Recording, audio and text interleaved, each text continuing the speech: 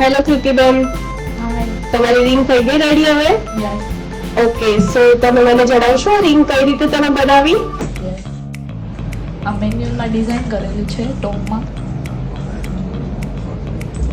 અને કોકટેલ ડિઝાઇનમાં બનાવેલી છે. એટલે પેન્ડન્ટ છે, આ કોકટેલ પેન્ડન્ટ છે. અને એને રિંગમાં કેવી રીતે બનાવ્યું છે, આ ગ્લો કેવી રીતે આપ્યું છે, એનું શેંગ કેવી રીતે બનાવ્યું છે